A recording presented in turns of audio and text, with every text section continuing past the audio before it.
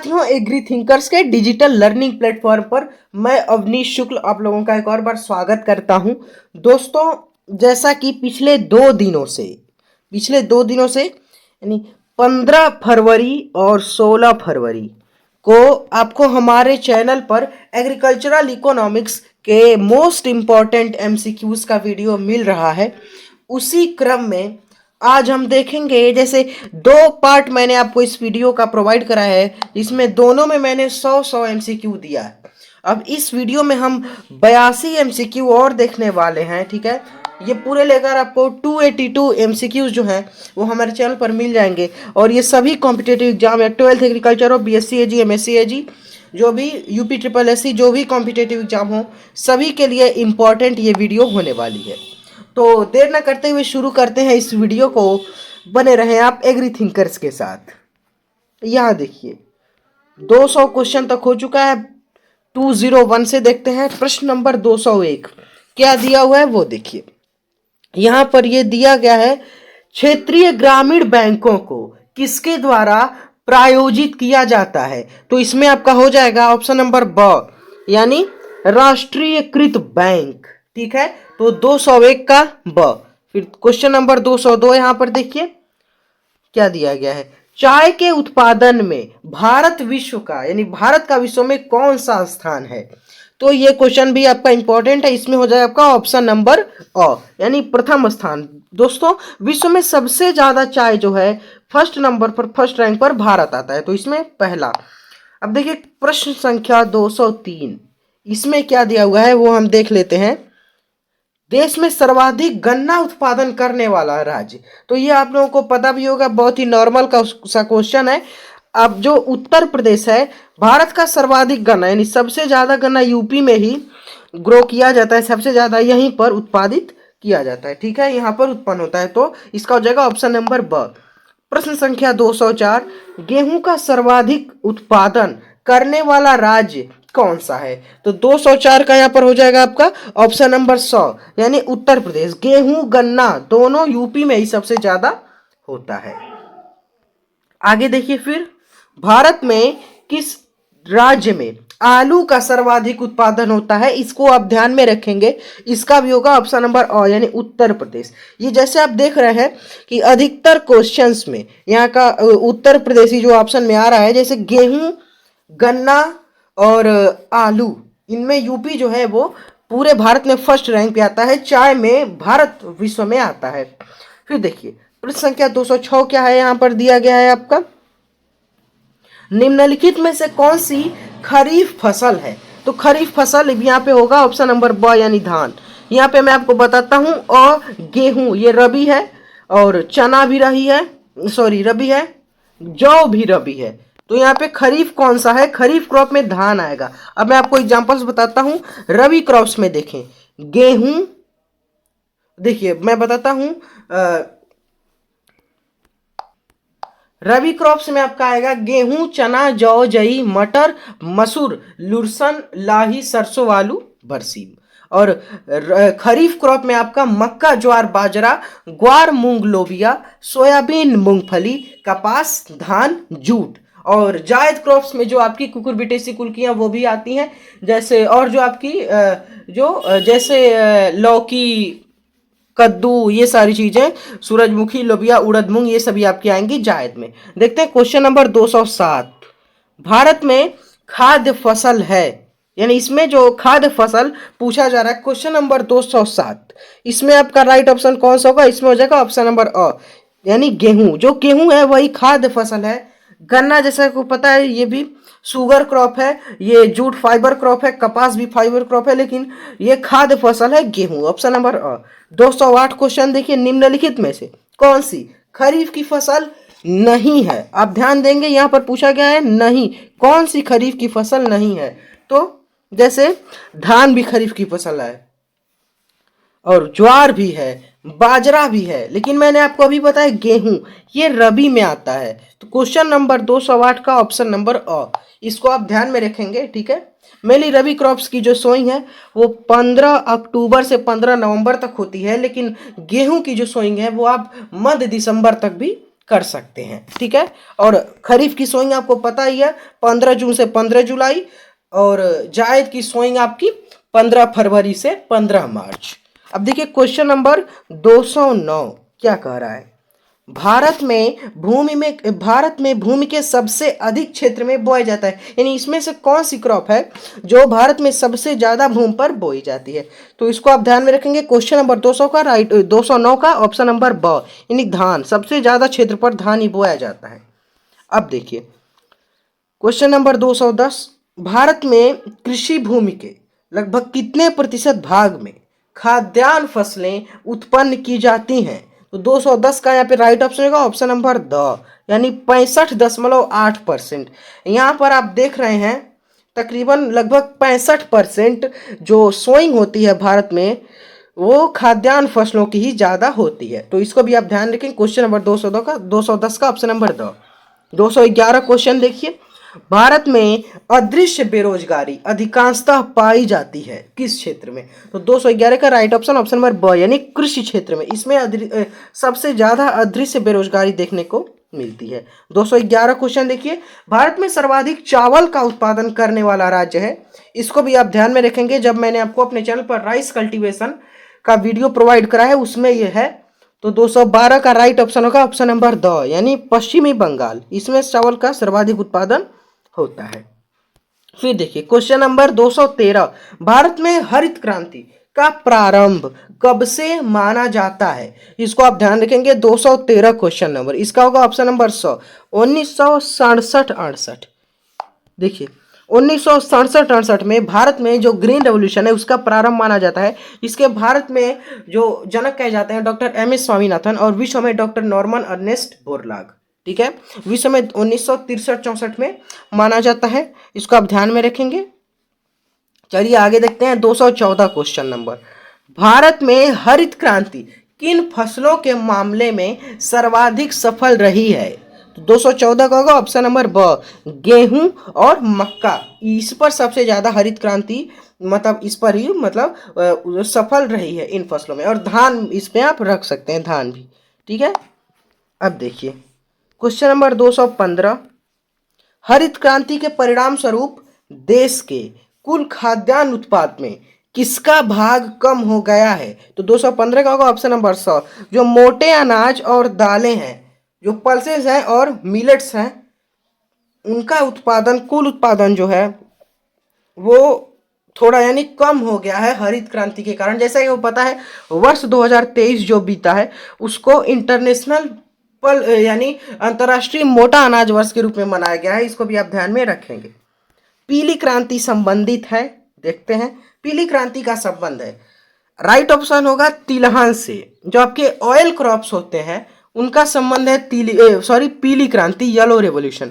फिर आलू, तो अगर पूछता है गोल क्रांति, गोल क्रांति यानी राउंड रेवोल्यूशन, तो आप लगाएंगे आलू। लेकिन पीली क्रांति तो आप लगाएंगे यहाँ पर तिलहन से। आगे देखिए यहाँ पर 217, निम्नलिखित में से कृषि के संदर्भ में हरित क्रांति के प्रचलन के लिए कौन सबसे अधिक मान्य है। तो 217 का राइट ऑप्शन होगा ऑप्शन नंबर द, आपको पता भी होगा नॉर्मन ई बोरलाग, ठीक है। अभी संभवतः 2014 में लगभग 10 वर्ष पहले इनकी मृत्यु हुई है। और स्वामीनाथन जी की 28 सितंबर 2023, पिछले वर्ष ही आप ध्यान देंगे। अब यहाँ पर देखिए राष्ट्रीय कृषि नीति की घोषणा हुई थी। तो 218 का होगा ऑप्शन नंबर ब, वर्ष 2000 में राष्ट्रीय कृषि नीति की घोषणा हुई थी। इसको आप ध्यान में रखेंगे। अब देखिए प्रश्न नंबर 219, हरित क्रांति के जनक, जैसा कि मैंने आपको ऊपर बताया है, हरित क्रांति के जनक कहे जाते हैं option number C, Norman Borlaug, ठीक है। इसको आप ध्यान में रखेंगे। इंडिया के संदर्भ में पूछता है तो डॉक्टर एम.एस. स्वामीनाथन।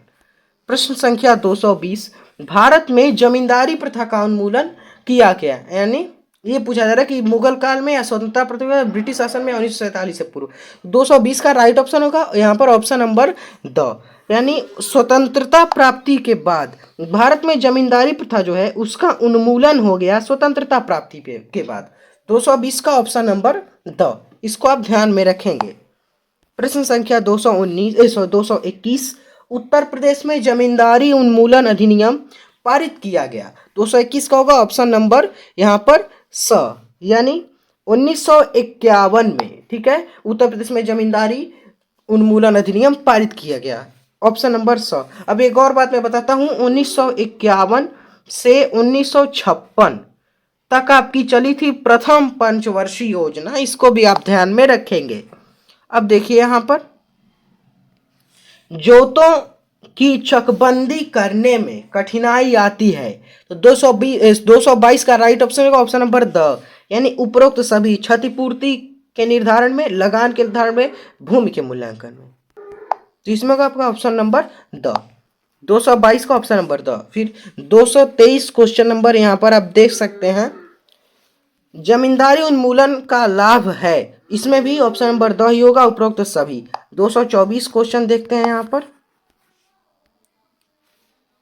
देश की जनसंख्या में तीव्र वृद्धि के कारण कृषि जोतों का औसत आकार, तो 224 क्वेश्चन नंबर को होगा ऑप्शन नंबर अ, यानी घटा है। 225 भूमि अपखंडन का कारण है, 225 का होगा राइट ऑप्शन, ऑप्शन नंबर आपका यहाँ पर 100, यानी उत्तराधिकार के नियम, ठीक है, तो ये आपका हो जाएगा। क्वेश्चन नंबर 226, भारत में राष्ट्रीय कृषि बीमा योजना किस वर्ष लागू की गई? तो ये आपको पता भी होगा, 226 का होगा ऑप्शन नंबर तो, यानी 1999 में। फिर देखिए 227 क्वेश्चन नंबर का यहाँ पर क्या दिया जा रहा है, कृषक बीमा योजना, यानी 227 में कृषक बीमा योजना प्रारंभ की गई, तो 227 का होगा राइट ऑप्शन 100, 2003-4 में। फिर देखिए राष्ट्रीय किसान आयोग के गठन का उद्देश्य है, 228 का होगा ऑप्शन नंबर यहाँ पर देखिए और नहीं है, ऑप्शन नंबर ब, यानी भारतीय कृषि की समीक्षा करना, इसको आप ध्यान में रखेंगे। 229 क्वेश्चन क्या कहा जा रहा है वो देखते हैं, निम्न में से भूमि सुधार कार्यक्रम में शामिल नहीं किया जाता, तो 229 का होगा राइट ऑप्शन द, यानी पौध संरक्षण, ठीक है, 229 का ऑप्शन नंबर द। आगे देखते हैं फिर प्रश्न संख्या 230, भारत के केंद्रीय भंडारण निगम की स्थापना की गई, तो 1957 में, ऑप्शन नंबर ब। फिर देखिए यहाँ पर 231 क्वेश्चन देखते हैं, यहाँ पर प्रधानमंत्री द्वारा किसान कॉल सेंटर यानी केसीसी कृषि चैनल का उद्घाटन कब किया गया? तो 231 क्वेश्चन का होगा ऑप्शन नंबर द, यानी जनवरी 2004 में, इसको भी आप ध्यान में रखेंगे, ठीक है, 231 का ऑप्शन डी, ठीक है। अब अगला देखते हैं क्या दिया गया है यहाँ पर, प्रश्न संख्या 232, देश में माप तौल की मीट्रिक प्रणाली लागू की गई थी, तो 232 का होगा ऑप्शन नंबर 100, यानी 1956 में। 233 क्वेश्चन देखिए, केंद्र सरकार ने कृषि लागत एवं कृषि आयोग सीएसीपी की स्थापना किस वर्ष की थी? तो 233 का राइट ऑप्शन ब होगा, जनवरी 1965 में, ठीक है, इसको भी आप ध्यान में रखेंगे, ठीक है।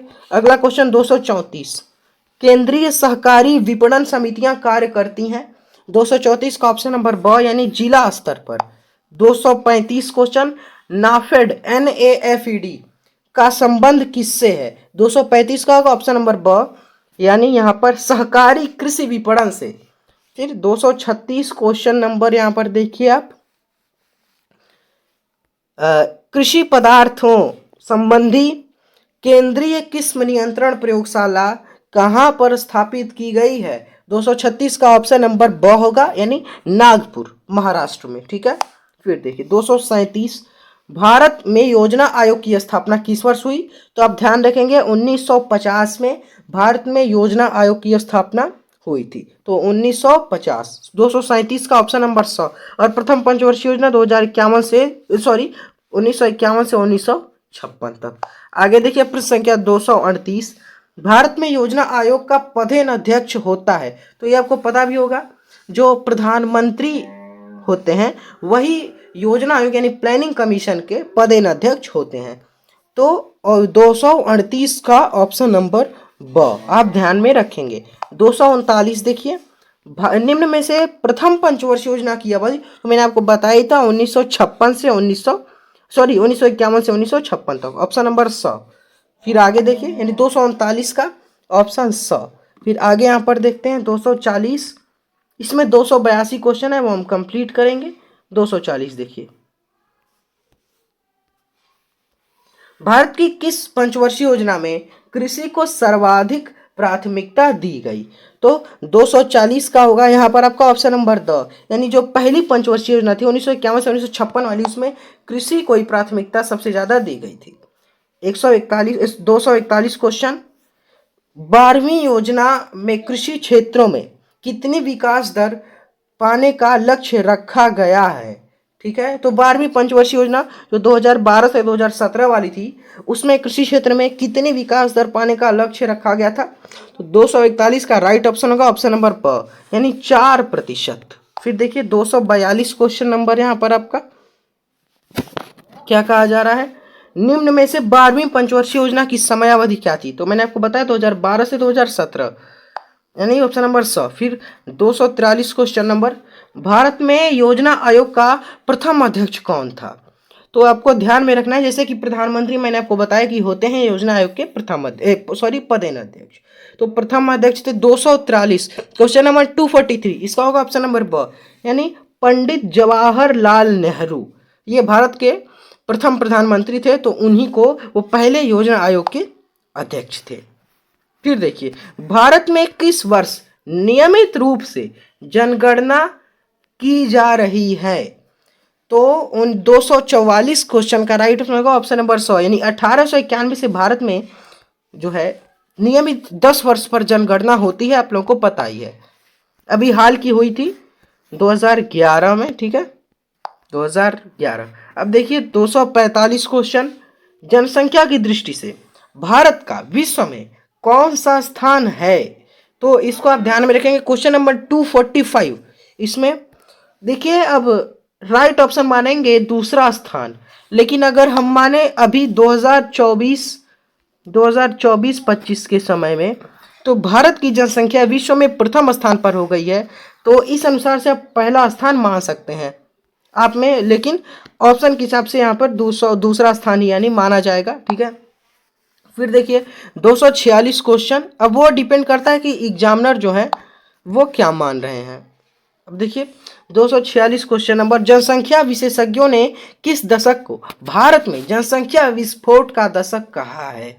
तो 246 का क्वेश्चन का राइट ऑप्शन होगा ऑप्शन नंबर द, यानी 1961 से 1971 तक, ये 10 वर्ष। फिर देखिए क्वेश्चन नंबर 247, तो जैसा कि हमने बार बार आपको बताया है, राष्ट्रीय जनसंख्या आयोग का जो पदेन अध्यक्ष हैं वो भी प्रधानमंत्री होते हैं। तो 247 क्वेश्चन का राइट ऑप्शन ऑप्शन नंबर स, भारत का प्रधानमंत्री। फिर 248 क्वेश्चन देखिए, भारत में जनगणना की जाती है, तो जनगणना ये होती है 10 वर्षों में। अगर पूछा जाए पशु गणना तो वो होगी 5 वर्षों में, लेकिन जनगणना 10 वर्षों में, ऑप्शन नंबर 100। 248 क्वेश्चन नंबर का। फिर आगे देखिए यहां पर क्या दिया गया है, क्वेश्चन नंबर 249, भारत में परिवार नियोजन कार्यक्रम है, तो जो परिवार नियोजन कार्यक्रम है भारत में वो असफल रहा है, जैसा कि आप लोगों को पता है, तो ऑप्शन नंबर ब, ठीक है, इसको आप लगाएंगे 249। फिर देखिए क्वेश्चन नंबर 250, भारत की 2011 की जनगणना में लिंगानुपात था, तो ये आप लोगों को पता होगा। 250 क्वेश्चन का राइट ऑप्शन ऑप्शन नंबर ब होगा 940, 940 बट्टे 1000 कर सकते हैं आप, 940 स्त्रियों पर 1000 पुरुष। फिर देखिए क्वेश्चन नंबर 250 का मैंने आपको बताया ब। फिर क्वेश्चन नंबर 251, भारत में सर्वाधिक जनसंख्या वाला प्रदेश है, तो यहाँ पे उत्तर प्रदेश आप सही करेंगे, क्योंकि भारत में जो सबसे ज्यादा जनसंख्या है वो पाई जाती है उत्तर प्रदेश में। लगभग बात करें लगभग में तो 23 करोड़ जनसंख्या है यूपी की, तो ऑप्शन नंबर 100। फिर आगे देखिए यहां पर 252, निम्न में से किस राज्य में जनसंख्या का घनत्व सर्वाधिक है? इसमें जो घनत्व है, डेंसिटी, पॉपुलेशन डेंसिटी, किस स्टेट की सबसे ज्यादा है? तो फिर 252 का राइट ऑप्शन होगा ऑप्शन नंबर ब, यानी पश्चिम बंगाल का। देखिए घनत्व सबसे ज्यादा पश्चिम बंगाल का है, लेकिन सर्वाधिक जनसंख्या यूपी की है, तो लेकिन इसमें होगा ऑप्शन नंबर ब। ठीक, 252 का ऑप्शन नंबर ब। फिर देखिए यहाँ पर कुछ इंपॉर्टेंट क्वेश्चन है, विविध महत्वपूर्ण एवं रोचक प्रश्न आप ध्यान में रखेंगे। आर्थिक विकास को मापने के लिए अर्थशास्त्री निम्न में से किसे मान्यता देते हैं? तो 253 का राइट ऑप्शन होगा ऑप्शन नंबर द उपरोक्त सभी, यानी राष्ट्रीय आय, प्रति व्यक्ति आय, आर्थिक कल्याण, तीनों। ठीक है। 254 देखिए, एशिया महाद्वीप का विकसित देश है, यानी एशिया में जो विकसित देश सबसे ज्यादा कौन सा है? तो 254 ऑप्शन नंबर ब जापान के बारे में आपको पता ही है कि सबसे ज्यादा, यानी देखा जाए तो ये कहा जाता है कि सबसे ज्यादा विकसित देश जापान ही है। ठीक है, एशिया में। फिर देखिए, पशुपालन को सर्वाधिक महत्व किस राष्ट्र में दिया जाता है? 255 का राइट ऑप्शन होगा ऑप्शन नंबर ब, यानी डेनमार्क में। ठीक है, इसकी राजधानी कोपेनहेगन होती है, वो मैं बता देता हूँ। अब देखिए 256, समाजवाद की वैज्ञानिक व्याख्या करने का श्रेय प्राप्त है, तो इसमें आपका राइट ऑप्शन होगा ऑप्शन नंबर स, यानी कार्ल मार्क्स को। 257 क्वेश्चन, भारत में अर्थव्यवस्था के किस स्वरूप को अपनाया गया है? तो 257 का राइट ऑप्शन स, मिश्रित अर्थव्यवस्था, मिक्स्ड इकोनॉमी उसको बोलते हैं। 258 देखिए, भारतीय अर्थव्यवस्था कैसी है? तो इसमें आप लगाएंगे 258 क्वेश्चन का राइट ऑप्शन होगा ऑप्शन नंबर स, अल्प विकसित तथा विकासशील। जैसा कि आपको पता है कि भारतीय अर्थव्यवस्था अल्प विकसित ही नहीं है, सिर्फ अविकसित भी नहीं है लेकिन विकासशील है, विकसित तो नहीं है लेकिन विकसित होगी जरूर, लेकिन अल्प विकसित और विकासशील है। तो राइट ऑप्शन का ऑप्शन नंबर स। फिर देखिए 259, भारत की अधिकांश कार्यशील जनसंख्या संलग्न है, तो 259 का राइट ऑप्शन अ होगा, प्राथमिक क्षेत्र में। 260 क्वेश्चन देखिए, भारत में राष्ट्रीय आय की गणना निम्न में से किस आधार पर की जाती है? 260 का ऑप्शन नंबर 100, चालू व स्थिर कीमतों पर। 261 क्वेश्चन, निम्नांकित में किस संस्था के द्वारा भारत में राष्ट्रीय आय के लिए आंकड़ों का संकलन किया जाता है? 261 का राइट ऑप्शन द, केंद्रीय सांख्यिकी संगठन। 262 क्वेश्चन यहां पर है, गत वर्षों में भारत की राष्ट्रीय आय में कृषि का, यानी कृषि का जो परसेंटेज है, कितना कंट्रीब्यूशन एग्रीकल्चर से होता है नेशनल इकोनॉमी में गत वर्षों में? तो 262 का राइट ऑप्शन यहां पर देखिए, वो देख लेते हैं हम। 262 का यहां पर आप रख सकते हैं 262, इसका राइट ऑप्शन रखेंगे ऑप्शन नंबर अ, यानी घटा है। इसमें थोड़ा सा कंफ्यूजन है, आप कमेंट में बताएं आपको क्या लग रहा है। 263 क्वेश्चन देखिए, यहां पर वर्तमान समय में भारत की राष्ट्रीय आय में सर्वाधिक अंश है। 263 का राइट ऑप्शन होगा ऑप्शन नंबर द, यानी सेवा क्षेत्र, जो सर्विस सेक्टर है उसका। फिर देखिए 264, भारत में सर्वाधिक खपत कौन से उर्वरक की होती है? तो ये मेनली सभी को पता ही होता है।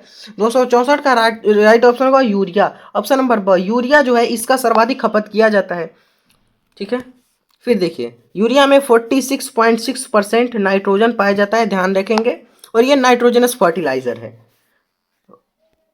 और फास्फेटिक फर्टिलाइजर में आप एसएसपी यानी सुपर फास्फेट, सिंगल, डबल और ट्रिपल तीनों रख सकते हैं। ठीक है, अब देखिए क्वेश्चन नंबर 265, नलकूपों का निर्माण किस राज्य में सबसे पहले आरंभ हुआ था? 265 का राइट ऑप्शन होगा ऑप्शन नंबर 100, यानी उत्तर प्रदेश में। 266 क्वेश्चन देखिए, निम्न में से भारत में सर्वाधिक सिंचाई किस साधन से की जाती है? 266 का राइट ऑप्शन होगा ऑप्शन नंबर अ, यानी नहरों से। ठीक है, इसको आप ध्यान में रखेंगे। ठीक है, 267 क्वेश्चन देखिए, राष्ट्रीय पौध संरक्षण प्रशिक्षण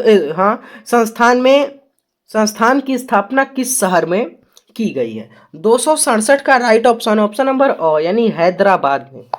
268 क्वेश्चन, काला सोना तथा काला हीरा कहा जाता है, तो 268 का राइट ऑप्शन ब होगा, कोयला। कोयला को हम ब्लैक डायमंड या ब्लैक गोल्ड कहते हैं, ध्यान में रखेंगे। ठीक है, अब देखिए, अब क्वेश्चन नंबर 269, भारत में चीनी की मिलें किस राज्य में सबसे अधिक है? 269 का right option Maharashtra, option number A, यहाँ पे भारत में सबसे ज्यादा चीनी मिलें पाई जाती हैं। 270 भारत के किस राज्य में जूट मिलों की संख्या सर्वाधिक है? 270 का राइट ऑप्शन 100 यानी पश्चिम बंगाल में। फिर देखिए क्वेश्चन नंबर 271, भारत में प्रथम तेल शोधक कारखाना स्थापित किया गया। 271 का राइट ऑप्शन ब यानी डिगबोई में। ठीक है, आप ध्यान रखेंगे। फिर 272 देखिए, भारत में सूती वस्त्र के कारखाने किस राज्य में सर्वाधिक हैं? 272 का राइट ऑप्शन 100 यानी गुजरात में। क्वेश्चन नंबर 273, 282 क्वेश्चन है, 272 हो चुका है। जल्दी से हम 10 क्वेश्चन कंप्लीट करते हैं। Tata iron and steel company यानी TISCO टिस्को कहाँ स्थित है? 273 का राइट ऑप्शन होगा ऑप्शन नंबर 100 यानी झारखंड में जो Tata iron and steel company स्थित है। 273 का 100। फिर 274 क्वेश्चन देखिए यहाँ पर, भिलाई का इस्पात कारखाना किस देश के सहयोग से स्थापित किया गया? इसमें आपका 274 में राइट ऑप्शन ब यानी रूस। 275, कानपुर तथा आगरा में किस उद्योग का स्थानीयकरण हो गया है? 275 का राइट ऑप्शन 100 यानी चमड़ा उद्योग। 276 क्वेश्चन, खेल का सामान मुख्यतः किस शहर में बनाया जाता है? 276 का राइट ऑप्शन द होगा मेरठ एवं जालंधर में। 277 क्वेश्चन देखिए यहाँ पर, भारत में नई आर्थिक नीति की घोषणा कब की गई? तो 277 का ऑप्शन नंबर ब यानी 1991 में। 278, तिलहन दलहन और मक्का प्रौद्योगिकी मिशन किस वर्ष प्रारंभ किया गया? 278 का राइट ऑप्शन ब होगा 1986 में। 279 क्वेश्चन, ग्रामीण स्वच्छता कौन सी सरकार का विषय है? 279 का राइट ऑप्शन ऑप्शन नंबर ब यानी राज्य सरकार का। 280 क्वेश्चन देखिए, निम्नलिखित में से किस राज्य में वनों का क्षेत्र सर्वाधिक है? 280 का राइट ऑप्शन 100 होगा यानी यहाँ पर 280 का सर्वाधिक यानी इसमें मिजोरम रख सकते हैं। 280 का ऑप्शन नंबर 100। यहाँ पे मध्य प्रदेश भी कुछ हद तक हो सकता है क्योंकि वहां पर सर्वाधिक वन भी पाए जाते हैं, तो लेकिन इसमें आप लिखेंगे option number 100 Mizoram. 281, state bank में कितने सहायक बैंकों का विलय किया जा चुका है? 281 का ऑप्शन नंबर 2 यानी 2 3 4 5 सभी को। तो 281 का option number 2। Last question 282, Bharat में उत्तर प्रदेश का स्थान किसके उत्पादन में प्रथम है? तो इसको आप ध्यान में रखेंगे। 282 का ऑप्शन नंबर 10 सभी में, खाद्यान्न हो, दुग्ध हो, गन्ना हो या चीनी हो, गेहूं हो, ये सभी यूपी में सर्वाधिक यानी उत्पादन होता है भारत में, जबकि दूध का उत्पादन भारत में सर्वाधिक होता है विश्व में। तो ये थे आपके पूरे क्वेश्चन। यहाँ पर जो इंस्ट्रक्शंस हैं इनको आप फॉलो कर सकते हैं, और आपको इसका अगर PDF चाहिए तो डिस्क्रिप्शन में हमारे टेलीग्राम चैनल का लिंक है, हमने टेलीग्राम चैनल बना दिया है, वहाँ से आप ज्वाइन करें और आज ही आपको इसका PDF मिल जाएगा। और बाकी भी क्लासेस का जो पार्ट्स हैं, इसके पहले के 2 पार्ट 100 क्वेश्चन वाले 2, उनका भी आपको PDF मिल जाएगा। ठीक है, तो अब देखिए ये आपकी 282 क्वेश्चन कंप्लीट हो चुके हैं। आप हमारे चैनल पर देखेंगे कृषि अर्थशास्त्र कक्षा 12 का 2020 और 2023 का क्वेश्चन पेपर जो है वो प्रोवाइड हो चुका है। अब कल यानी 18 फरवरी को हम 2016, 17, 18 और 19 इन 4 वर्षों का और क्वेश्चन पेपर विद सॉल्यूशन हम अपने चैनल पर आप लोग के लिए प्रोवाइड कराएंगे। तो ये 6 वर्षों के पेपर अगर आप लगा लेते हैं तो जरूरी आपका 50 में कम से कम आप 45 नंबर जो है वो आप लाएंगे। ठीक है, तो मैं तो यह रिकमेंड करूँगा आप इन सभी वर्षों के पेपर जरूर लगा के जाएंगे। 6 वर्षों के पेपर पर्याप्त है आपको अच्छे मार्क्स दिलाने के लिए। तो डिस्क्रिप्शन में व्हाट्सएप ग्रुप का लिंक है, वहाँ से आप ज्वाइन भी कर सकते हैं, और PDF के लिए आप टेलीग्राम चैनल को ज्वाइन करें डिस्क्रिप्शन से। ठीक है, तो मिलते हैं अगले वीडियो में। Thanks for watching, have a nice day. जुड़े रहें एग्री थिंकर्स के साथ, और हम आपके 11th-12th में जो सब्जेक्ट होते हैं सारे के क्वेश्चन पेपर प्रीवियस ईयर के और ऐसे ही प्रैक्टिस सेट लाते रहेंगे पेपर से पहले तक, पेपर के 1 दिन पहले तक। ठीक है, तो मिलते हैं अगले वीडियो में। Thanks for watching, have a nice day.